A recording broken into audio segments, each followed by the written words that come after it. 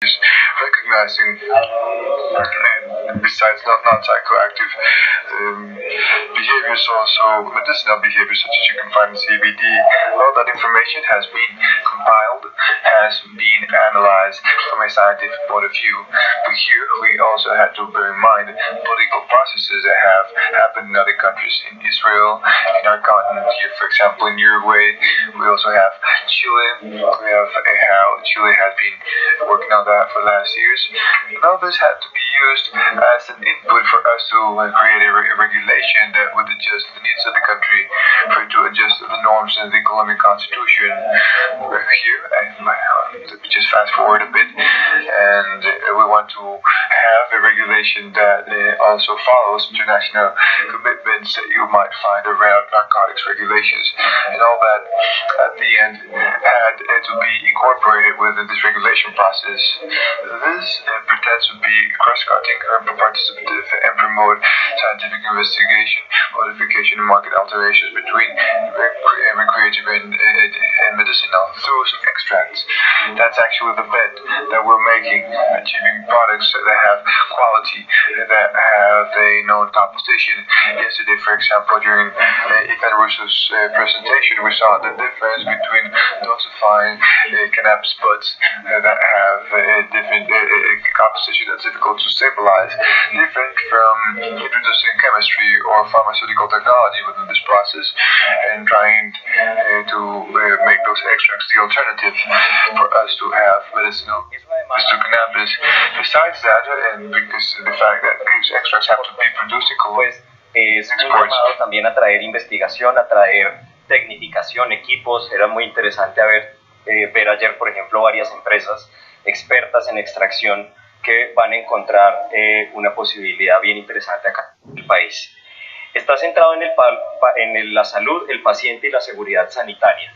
Recientemente, un muy reconocido autor en este tema de cannabis, que es Bill Kilmer, publicaba un paper en el cual indicaba que en Estados Unidos, por ejemplo, de las 29 regulaciones que hay para acceso medicinal a cannabis, solo 18 de ellas incluyen aspectos relacionados con control de calidad.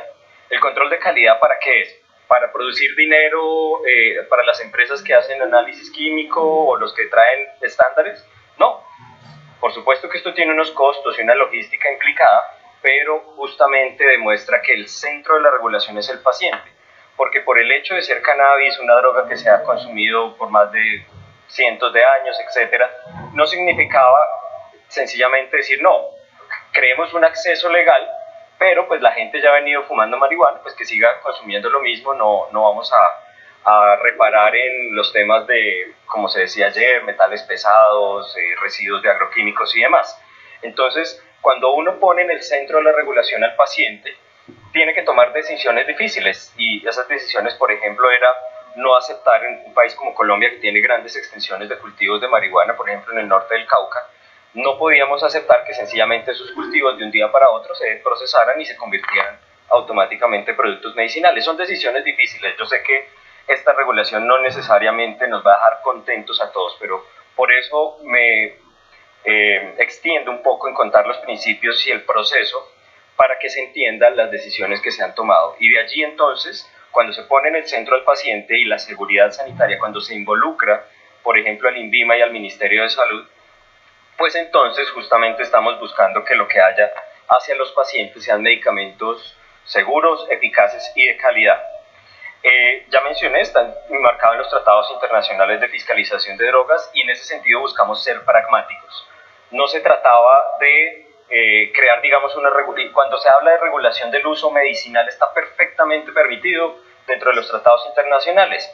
Hay controversias por el hecho de que esté en una lista que no le reconoce usos terapéuticos, pero hay que decir, por ejemplo, en Colombia, el listado de estupefacientes que justamente administramos a través del Fondo Nacional de Estupefacientes, pues no tiene categorías que digan estas sustancias sí se pueden usar en medicina, estas no. Entonces eso facilitaba un poco la regulación, y finalmente, así como en Afganistán o en Turquía se pueden producir opio o derivados de la amapola que luego son purificados a grado farmacéutico por muchas empresas, por ejemplo en Europa, en Italia, en Francia, en Suiza, y luego son distribuidos por todo el mundo a las casas farmacéuticas, porque no era posible hacer exactamente lo mismo en el caso de cannabis. Entonces ahí fuimos un poco pragmáticos. Además, es importante mencionar que el cumplimiento de los tratados internacionales en materia de fiscalización de drogas abre mercados, y como aquí también se encuentra la posibilidad de generar una alternativa económica para los empresarios, para los campesinos en Colombia, pues entonces el cumplir con esos compromisos internacionales justamente abre posibilidades. Hay países que no van a permitir exportaciones de países donde, por ejemplo, no se estén cumpliendo esos tratados. Entonces allí la explicación de por qué lo hacemos así. Ahora, a la vez que cumplimos los tratados internacionales, también buscamos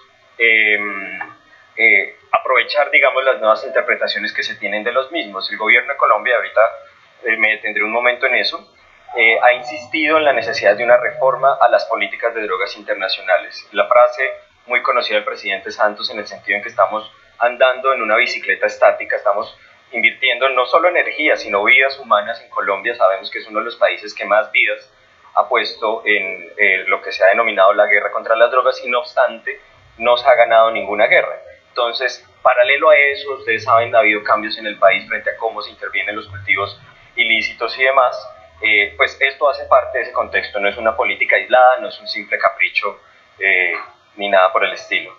Por eso entonces además hemos involucrado elementos de justicia y de derechos humanos. Yo quiero hacer énfasis, por ejemplo, en esos derechos humanos. Un paciente con un tipo de epilepsia va al médico y el médico le genera una prescripción de cualquier fármaco, puede ser fenobarbital, ácido valproico, lo que sea. Y este paciente pues tiene derecho a recibir un medicamento que el Estado, a través de unas regulaciones, a través de unas instituciones como el INVIMA, le garantiza que va a tener una composición definida, una calidad, una seguridad. Otro paciente entonces es es diagnosticado con un tipo de epilepsia, por ejemplo, que no responde a los antiepilépticos comunes. Y entonces la evidencia científica demuestra, como se ve desde hace 30 años, que compuestos provenientes del cannabis pues pueden generarle una solución. ¿Por qué razón este paciente no tiene el mismo derecho que el otro a ir a un establecimiento que cumpla con normas de calidad y recibir un producto que tenga seguridad y eficacia? ¿Por qué le tenemos que decir no? Vaya a su casa y mire a ver cómo consigue el cannabis, mire a ver cómo lo procesa. Yo recibí, digo personalmente, una instrucción muy clara en un foro que se hizo en el 2015, si no me equivoco, por la Fundación Buen Gobierno, donde Natalia Tanganife, al final de la presentación, alguien le preguntó a usted qué le exige, qué quiere del gobierno en este proceso de regulación del cannabis. En ese momento no teníamos ley ni decretos. Ella dijo, yo lo que necesito, ya mostraba, estaban los videos de cómo ella le tocaba comprar en el mercado negro, digamos, este producto, tener que procesarlo, hacer extractos. Entonces, una madre con un hijo, por ejemplo, con una epilepsia refractaria, le toca convertirse en química farmacéutica, en agrónoma, en médico, en una cantidad, digamos, de cosas que no tendría por qué hacer. Pues, si lo quieren hacer está bien, pero no es una opción de política pública. El Estado no puede ofrecer esa como la respuesta y el canal de acceso al cannabis medicinal, y por eso entonces es que todos los pacientes deben tener los mismos derechos y deben recibir medicamentos que cumplan con las mismas condiciones de, insisto, seguridad, calidad y eficacia. Mencionaba cómo hemos querido ser pragmáticos, y eso, además de aprovechar experiencias y regulaciones ya existentes, también acudimos a las instituciones ya existentes. Había la opción, quizás como en Uruguay, crear una institución especializada en cannabis. No obstante, encontramos fortaleza en instituciones como el Fondo Nacional de Estupefacientes. En ese momento yo no estaba trabajando en el fondo, estaba en el Ministerio de Justicia, y encontramos que en el fondo se podrían tener fortalezas en regulación de estupefacientes, pero que en el mismo Ministerio de Justicia también se tenían experiencias en control, en este caso también de sustancias químicas de cultivos, y por lo tanto lo que se hizo fue ampliar las facultades y las funciones que tienen las instituciones ya existentes en el país para asignar a ellas las responsabilidades asociadas a la regulación del cannabis. Y por último, y muy importante, no podemos desconocer el momento social y político que está atravesando el país.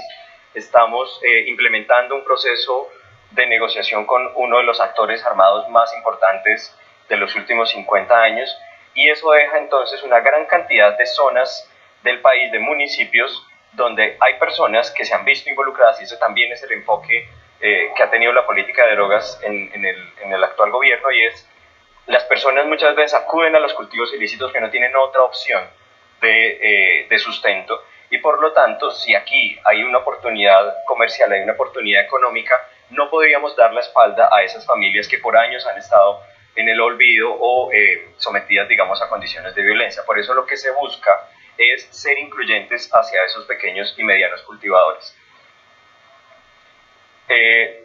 Esto creo que lo vamos a ver mucho el día de hoy, toda la evidencia científica. Yo quiero quizás solo detenerme a mencionar, por ejemplo, el review que hace la Academia Norteamericana de Medicina, Ingeniería y Ciencias, donde justamente se hace una revisión muy cuidadosa de todas las aplicaciones médicas que puede tener el cannabis y sus componentes. Ayer también en la presentación del profesor Ethan Russo vimos con énfasis todas ellas. Y hay situaciones, digamos, bastante concluyentes, ¿no? Por ejemplo, el uso en síntomas de dolor, el uso en dolor neuropático, demencia, síndrome de Tourette. Bueno, hay una cantidad de evidencia de la más alta calidad que se viene produciendo. Tal es el grado de la evidencia que, de hecho, recientemente tuve la oportunidad de participar en una reunión de la OMS en Viena, donde se reafirma, digamos, el compromiso de que a 2018 se generará una revisión crítica de no solo el cannabis, sino de sus componentes. Inclusive el cannabidiol está siendo revisado este año, y es muy probable que a final de año ya se dio un avance de este informe, en el cual se deja evidencia que no existen riesgos de abuso ni de dependencia en moléculas como el cannabidiol, que, ven lo irónico, sigue siendo considerado como un estupefaciente o un cuasi estupefaciente en muchos países. Incluso en Uruguay se requieren recetas de estupefacientes para prescribir el cannabidiol. En Brasil se ha creado una regulación paralela que mezcla elementos de la regulación de estupefacientes para tener acceso a cannabidiol. En Estados Unidos, a nivel federal, todavía sigue siendo considerado como una sustancia controlada por el hecho de venir de una planta controlada. Entonces, tenemos que tener eso a la vista. Mencionaba, digamos, el contexto político. Desde el 2012 el gobierno de Colombia ha venido promoviendo a nivel internacional esta revisión de las políticas de drogas, y dentro del nuevo documento que se está fortaleciendo con la hoja de ruta en materia de política de drogas, que es este compromiso derivado de la asamblea especial que hubo el año pasado en Nueva York en abril, de allí se desprende un documento que es la hoja de ruta, a pesar de que hay ciertos países que consideran que el enfoque donde solamente hay dos visiones. Ahora este documento propone 7 visiones distintas. Una de ellas indica la necesidad de implementar recomendaciones operacionales para asegurar que son las de fiscalización. Para los cuales hay que revisar la necesidad de eliminar obstáculos en las legislaciones, en sistemas de salud, en lo que pueda necesitarse en la capacitación de profesionales, etc. Entonces estamos dando pasos positivos en ese sentido. Esto nuevamente un poco para mencionar cómo está el escenario mundial, a pesar de que esto ya está desactualizado. Ya sabemos que México ha expedido normas para acceso al cannabis, lo mismo que Argentina, lo mismo que Perú, y esto es mostrar cómo entonces es una tendencia. Los países en azul, Europa, Norteamérica y ahora una buena parte de Sudamérica, también sabemos que ahora Australia, están permitiendo este acceso medicinal al cannabis, que es distinto de descriminalizarlo. Descriminalizarlo no soluciona las necesidades de los pacientes. No solamente es decirle, usted no va a ir a la cárcel por el hecho de cultivar o procesar o adquirir productos derivados del cannabis. Nuevamente es dar un paso positivo en función de las necesidades de estos pacientes y, por supuesto, de la comunidad médica. Algunas cifras para mostrar las dimensiones actuales de esto, aun cuando sabemos que esto está evolucionando año tras año, y es Canadá el principal mercado, con cerca de 60 toneladas consumidas anualmente. Luego tenemos Reino Unido, Israel y una buena parte de los países de la Unión Europea, quienes han manifestado a la Agencia Internacional de Drogas, la JIPE, los consumos y las estadísticas que se tienen respecto del uso. Aquí es donde entonces Colombia también puede llegar a jugar un papel importante, porque nos hemos convencido de la posibilidad de obtener productos de calidad y productos absolutamente legales que pueden, por supuesto, llegar a todos los mercados que se requieran. Y pues sabemos muy bien las ventajas que geopolíticas que tiene el país, una serie de tratados de libre comercio que facilitan el ingreso a mercados como el europeo, el canadiense. Tenemos también una agencia sanitaria de altas especificaciones. Para quienes no saben, el INVIMA es una agencia altamente reconocida a nivel internacional. Producto que tenga el sello del INVIMA, producto que puede ingresar a una gran cantidad de mercados en el mundo, aun cuando a veces sea bastante exigente cumplir con los requisitos, pero ahora les voy a mostrar igual las flexibilidades que hemos tenido en ese sentido. Estudios que se han hecho en el país, además de, por supuesto, toda la información que se produce a nivel internacional, por ejemplo, que nos cuenta la historia de la llegada del cannabis a Colombia, también un poco para partir del hecho de que no es una planta de origen ancestral en el país y que por lo tanto aquí la participación de todos era posible, a pesar de tener, por supuesto, medidas positivas hacia comunidades indígenas y campesinas, la situación de consumo como tal de drogas en el país y, por supuesto, de la marihuana, algunos estudios como, por ejemplo, esta caracterización química que se hizo de la marihuana consumida en el país. Quiero contarles rápidamente resultados de esto. Esta es la situación de consumo, o sea, no podíamos desconocer la situación en la que estamos. En Colombia, el 3,3% de la población se puede decir que consume marihuana de forma frecuente, de los cuales también vemos ciudades, especialmente Medellín, el eje cafetero, Cali y Bogotá, donde están a mayores niveles, quizás tan altos como son en Chile o en Uruguay. Tenemos otras regiones donde el consumo es mucho más bajo. Entonces tenemos un escenario donde ya está despenalizado el porte y el consumo. Quizás eso es lo que están haciendo muchos países en este momento, porque todavía sigue siendo un crimen el simple hecho de portar una dosis de marihuana en los bolsillos, cualquiera sea el propósito. En Colombia ya tenemos ese tema evacuado desde hace más de 20 años y es la posibilidad de portar esta cantidad de drogas sin que eso represente una sanción penal. También tenemos una despenalización del autocultivo, quizás excesiva, de hecho lo han calificado muchos expertos, 20 plantas puede ser una cantidad excesiva, pero el hecho es que existe, allí está la posibilidad. Tenemos además un mercado de marihuana en el país, digamos que parte de precios bajos, altas concentraciones de THC, es decir, aquí no se trataba precisamente de decirles a los pacientes, no, mire, en la calle consigue marihuana, no se preocupe que nadie lo va a llevar a la cárcel, usted abastézcase como pueda, de eso no se trataba.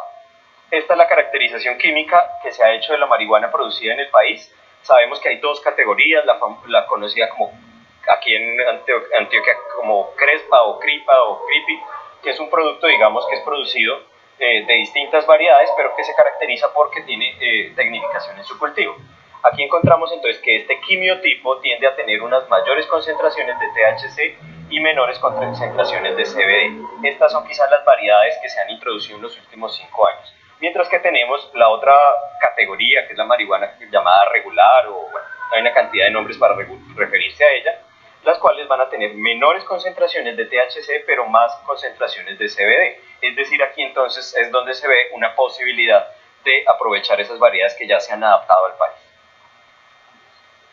¿Cuáles son los resultados de tener que implementar una regulación basada en tratados internacionales? Esto no es del otro mundo y, por ejemplo, en instituciones como el Fondo de Estupefacientes ya somos expertos en hacer esto desde hace más de 60 años. El Fondo es una institución que existe desde el 1939. ¿Qué hay que hacer? Pues sencillamente reconocer que solamente se pueden habilitar usos médicos y científicos. Acá todavía no se puede dar el paso hacia lo recreacional, hacia otro tipo de usos cuando se implementa esta regulación. Definir un organismo nacional de fiscalización, y ya los mencioné cuáles son. Hay un trámite anual de cupos que hay que cumplirlo, pero que en todo caso no es una camisa de fuerza.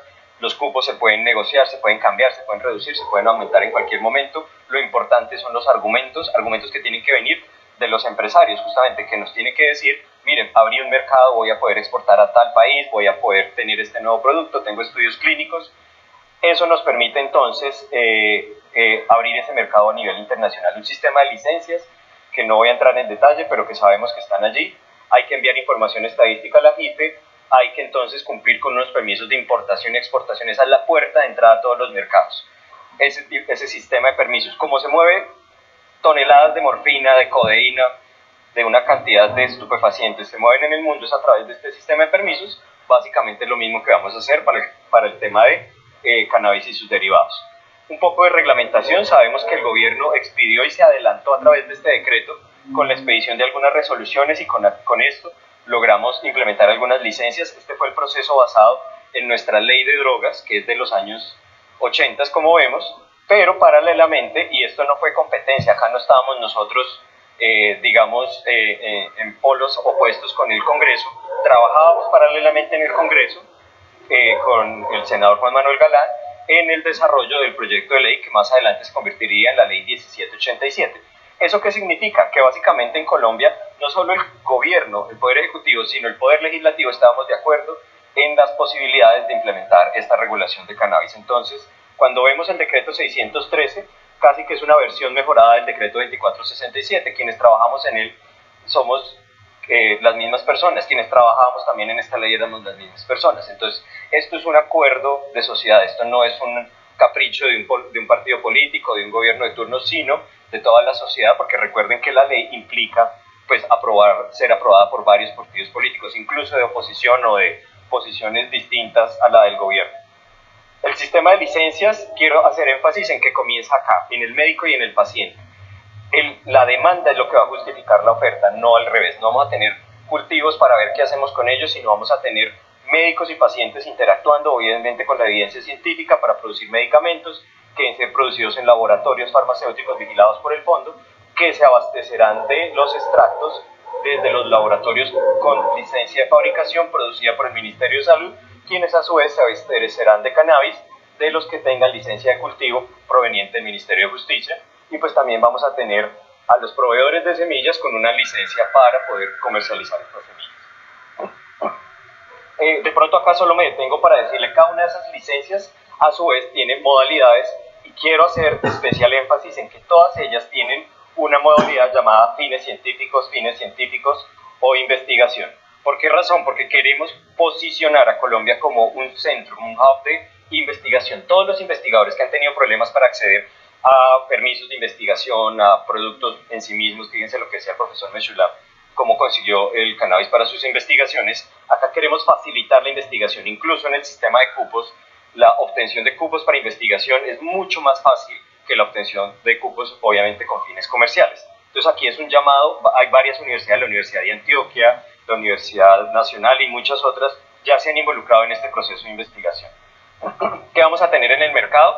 Pues vamos a tener productos que como condición deben tener pues una composición definida, una indicación definida, y esto entonces convoca a la desarrollo farmacéutico, formación y tecnología.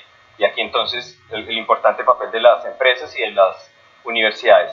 Cuando se trate de medicamentos, y aquí me estoy refiriendo a los provenientes del cannabis psicoactivo, entonces van a ser medicamentos que pueden tener una condición de venta de control especial como cualquier estupefaciente, y eso se definirá en el Ministerio de Salud haciendo evaluación de caso por caso. Habrá productos que tengan un alto contenido de THC, ayer veíamos, el profesor Ethan también nos hablaba de 30 miligramos hacia arriba ya tienen unos efectos psicoactivos, 5 miligramos hacia abajo quizás no, entonces eso nos va a definir la condición de venta. Se habilitan, y esto es una apuesta muy importante, las fórmulas magistrales. Por supuesto que vamos a tener productos registrados, como fitoterapéuticos, como medicamentos de síntesis química, como ya es el caso del Sativex, o incluso homeopáticos. Pero mientras eso llega, mientras tenemos los estudios clínicos, mientras se genera la evidencia, los médicos están en capacidad ya de con su mano generar una orden de producción. Si el médico decía que este paciente debe recibir 30 miligramos diarios de THC, entonces esa fórmula llega a una farmacia magistral que además cumple con condiciones de buenas prácticas de elaboración, y allí esa fórmula se convierte en una orden de producción y una solución inmediata para el uso de este medicamento en pacientes. Eso significa que en el término quizás de un año vamos a tener verdaderamente productos legales en el mercado y que cumplan con todas las características a las cuales he hecho énfasis. Por supuesto que en el camino se dará la investigación para que se registren todo tipo de productos, inclusive los fitoterapéuticos, que también se conocen como medicamentos naturistas. Vamos a tener productos entonces de menores, digamos, exigencias en purificación y demás, pero que también, por supuesto, ofrecen calidad y soluciones hacia los pacientes. Y, por supuesto, pues van a tener que abastecerse de una cadena legal a través de los laboratorios que tengan la respectiva licencia de fabricación. Con esto, entonces, termino mi intervención, les dejo mi correo electrónico. Ustedes saben, hemos hecho un especial énfasis, interés en poder participar de cuantos escenarios se presentan para discutir este tema. Nosotros estamos yendo casi que semana tras semana a seminarios médicos, a presentaciones. Dentro de poco vamos a tener una jornada de capacitación, por ejemplo, para pequeños y medianos cultivadores en en el Cauca y en el Valle, y vamos a seguir en este proceso de seguir implementando en la regulación del cannabis medicinal en Colombia como una solución para todos. Muchísimas gracias.